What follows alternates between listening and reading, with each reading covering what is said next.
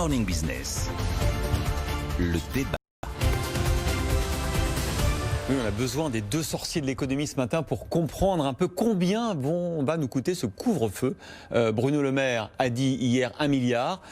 Mais aujourd'hui, pour 1 milliard, t'as plus rien. Oui, c'est intéressant. En fait, c'est une idée qui nous est venue en discutant cette nuit, tous les deux, Christophe. Ouais, on s'est rendu compte que ils ont mis 1 milliard. Bon, c'est rien. Et en fait, on perd la notion des chiffres, de ce que sont les équilibres normaux et les équilibres anormaux, de ce qu'est la vie du pays normal et de ce qu'est devenu la vie du pays. Et à force d'enquiller des milliards avec systématiquement des dizaines devant, quand on vous dit qu'on ajoute 1 milliard, on a l'impression que c'est à peu près rien. Et puis on est dans cette musique de l'argent magique, cette musique de la dette gratuite, de la dette que finalement on ne rembourse pas. Il y a un moment, il faut retomber un petit peu les pieds sur terre et se rendre compte qu'on est en train de nationaliser les salaires, qu'on est en train de nationaliser le chiffre d'affaires, qu'on se demande s'il faut nationaliser les loyers, qu'on se demande s'il faut nationaliser la consommation. On dirait Jean-Marc Daniel qui avec parle des là. chèques Covid. Non, mais, il faut reprendre 100 milliards de relance, c'est un truc de dingue. Vous regardez l'histoire des plans de relance français, le seul qui s'en approche, nous on est à 4 points de PIB, le seul qui s'en approche c'est le 75 Chirac choc pétrolier, c'était 2 points de PIB. Donc moitié moins. Et vous prenez Sarkozy 2008, c'est 1,3 de PIB. Donc on s'habitue à des montants qui sont complètement anormaux. On s'habitue à une vie nos esprits vrillent devant les montants. Il faut retrouver un petit peu la notion des chiffres justes. Là, le FMI nous a publié le fait que la BCE, entre février et aujourd'hui, elle a tout simplement englouti 71% de l'ensemble des dettes publiques émises par les États de la zone euro. 71% dans le bilan de la BCE. Et les prévisions du FMI pour la dette de la France, c'est 123% de dette en 2025. Souvenez-vous, il y a un an, on se demandait si on allait toucher les 100, et si à 100, tout explosait. Et on pleurait parce qu'il manquait 6 milliards pour les retraites. Et on pleurait parce qu'il manquait 6 milliards pour les retraites. Et on se disait, si on passe les 100% de dette publique, que tout va exploser.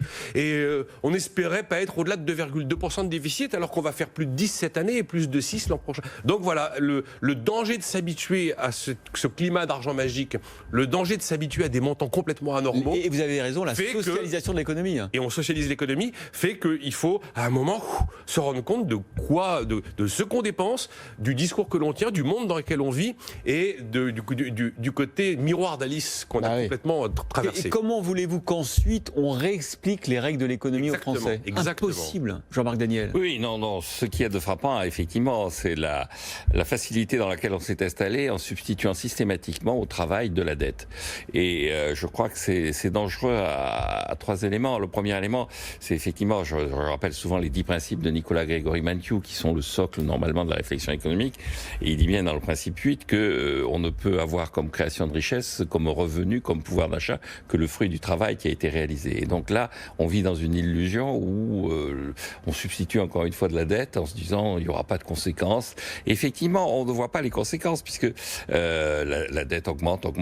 Mais quand vous regardez les corrections qui ont été faites à l'occasion du vote de la loi de finances, on a encore abaissé la charge de la dette effectivement payée en 2020. C'est-à-dire, on est passé de 38 milliards à 36 milliards parce qu'une partie de la dette est indexée. Les taux d'intérêt négatifs, en général, c'est sur de la dette indexée. Donc en réalité, ce que l'on gagne d'un côté, on le perd de l'autre. Mais elle est indexée sur l'inflation. Or, l'inflation est négative, elle est quasiment nulle. Donc, il y a une espèce de facilité qui est liée au fait que, apparemment, ça ne coûte rien. Après, le drame, Jean-Marc, c'est que tout ça, ce que disaient les Français, c'est que ça fonctionne, qu'on y arrive. Comme le disait Nicolas, tout ne craque pas. Et donc les Français vont nous dire, mais pourquoi ne pas continuer comme ça ? Alors, le deuxième élément, c'est effectivement le fait que derrière cet argent magique, il y a quand même le fait que cette vieille loi, alors que ne le voient pas les Français, cette vieille loi que je mets en avant de Maurice Allais, taux d'intérêt égal taux de croissance, et si vous maintenez des taux d'intérêt très bas, parce que tout ça, ça repose sur des taux d'intérêt très bas, eh bien vous abaissez le taux de croissance.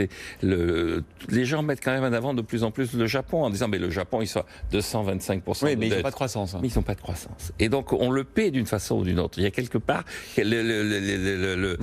l'histoire qui vous rattrape.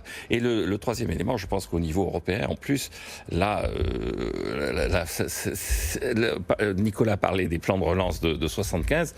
Tout de suite, ça a été payé en déficit extérieur. Tout de suite, on a été obligé de changer la politique et de faire ce qu'on appelait le plan Barre. C'est-à-dire, pourquoi est-ce que Raymond Barre a corrigé ? Pourquoi est-ce que Mauroy est passé à la rigueur en 83 ? Et parce que toutes les filières de relance se traduisaient par du déficit extérieur. l'extérieur. On assiste à ça également, sauf que comme on est dans la zone euro, c'est l'Allemagne qui paie.